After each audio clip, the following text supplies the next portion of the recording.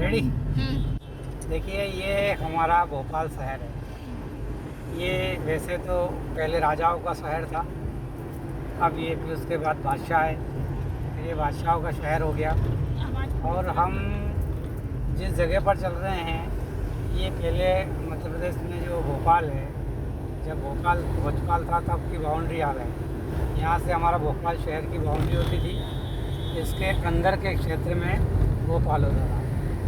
अब जैसे जैसे हम आगे की तरफ बढ़ते जा रहे हैं और देखो सामने ये चौराहा दिख रहा है जहाँ विवेकानंद खड़े हुए हैं। इस चौराहे को पॉलीटेक्निक चौराहे बोलते हैं।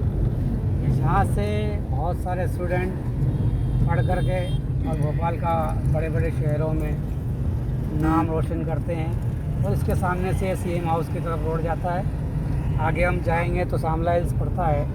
शामला हिल्स के पास ही दूरदर्शन है और दूरसंचार भी है, और हमारा जो रेडियो एफएम चलता है वो भी उसी क्षेत्र से चलता है।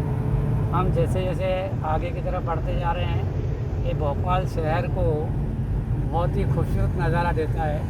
और वैसे भी जो भोपाल शहर है वो हमारा बहुत सुंदर और झीलों की नगरी वाला शहर कहा जाता है। हम ये भोपाल के बारे में जब कहीं भी शहरों में जाते हैं, चाहे इंदौर हो, चाहे बॉम्बे हो, केरल में, बहुत सारी जगह पर जाते हैं, लेकिन भोपाल शहर का अपना एक वर्चस्व है। शहर का जो है अपना एक नाम है भोपाल को, इसीलिए सुंदरता पेड़ों की वजह से, झीलों की वजह से कहा जाता है। अब हम आ गए हैं कमला पार्क। जिस समय राजा महाराजा हुआ करते थे उस दौरान वहाँ की रानियों के नाम का भी नाम रखा गया है। बादशाह इसके बाद में आए। ये देखिए कमला पार्क आ गया है। ये कमला पार्क के बाजू में हम देखिए बड़ा सा ये तालाब है, हमारा भोपाल से सबसे बड़ा तालाब है। अब सामने देखिए ये राजा भोज के नाम से, बादशाह से पहले जो राजा थे उनके नाम पर ये सेतु बना हुआ है। ये सेतु वैसे तो अभी बना हुआ है, लेकिन अब की टाइम पर ये भोपाल की शान है वो है। हाँ, ये देखिए भोजपाल जो है राजा के नाम से राजा भोज सेतु, ये बहुत सुंदर है।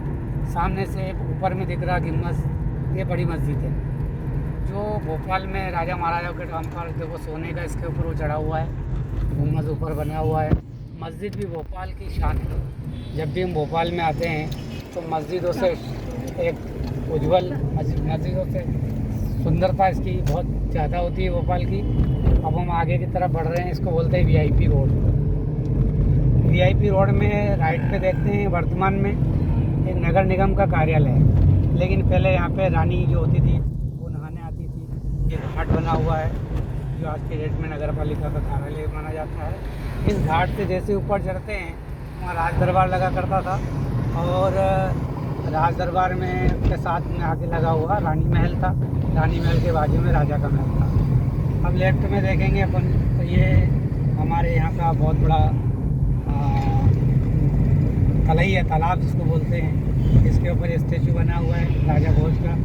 राजा भोज के बारे में कहा जाता है कि पहले भोपाल के अंदर पानी की बहुत किल्लत थी। राजा भोज घूमने के लिए आए थे और उन्होंने ये बहुत बड़ा तालाब खुदवाया था, और तालाब की सीमाएं इतनी ज़्यादा कर दी थी कि यहाँ से लेकर के ये तालाब जो है जाकर के सीहोर से टकराता है। इतना बड़ा तालाब छोटा नहीं है, काफ़ी बड़ा तालाब है। और तालाब की वजह से ही सुंदरता है। कई बार देखा जाता है कि लोग इस तालाब की वजह से पानी ज़्यादा आता है और बांध खुलता है, तो भोपाल में पानी घुसने से भी लोग डरते हैं, लेकिन शायद लोगों को पता नहीं है भोपाल जो है पहाड़ी के ऊपर है।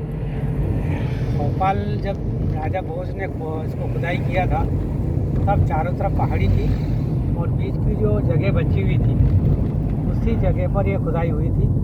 और राजाओं का मानना भी है कि पहले इसके नीचे नीचे एक सुरंग गई है। जब युद्ध वगैरह होता था तो उस सुरंग के द्वारा दूसरे राज्य में प्रवेश कर जाते थे, इसलिए ये राजा भोज के नाम पे कहा जाता है। लेकिन जब जब जिस का राज आता है तब तब हर सीमाएं बदल जाती है, सीमाओं का नाम बदल जाता है, चीज़ें बदल जाती है और धरोहर का नाम भी बदलने लगता है इतिहास के अंदर। वैसे ही भोपाल जो है भोपाल थी, भोज राजा भोज की थी, लेकिन बादशाह के आने के बाद यहाँ का भी नाम बहुत सारा चेंज हुआ। इतिहास जिसने भी पढ़ा हो तो देखा होगा कि हमारा देश जब आज़ाद हुआ 1947 के बाद, लेकिन हमारे यहाँ के सारे बड़े बड़े शहर ग्वालियर और इंदौर और जितने भी बड़े शहर थे वो सारे शहर को आज़ादी मतलब उन्होंने हमारे भारत में शामिल कर लिया था। लेकिन जो यहाँ का बादशाह था उसने भोपाल को इसमें शामिल करने से इनकार कर दिया था। उसने कहा था कि मैं आज़ाद भारत में नहीं रहना चाहता हूँ।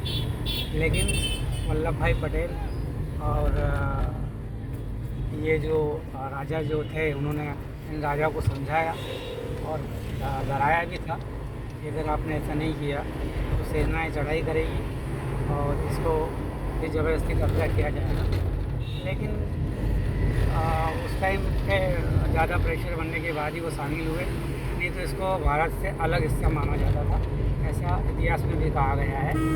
और भोपाल के बारे में ऐसी बहुत सारी चीज़ें हैं, क्योंकि हम भी भोपाल से तो बिलोंग नहीं करते हैं, फिर भी जितनी जानकारी मैंने आपको दी ये बहुत पर्याप्त जानकारी है और आप सुंदरता देखें और मैं अपने शब्दों को विराम देता हूँ। जय भारत, जय श्री राम।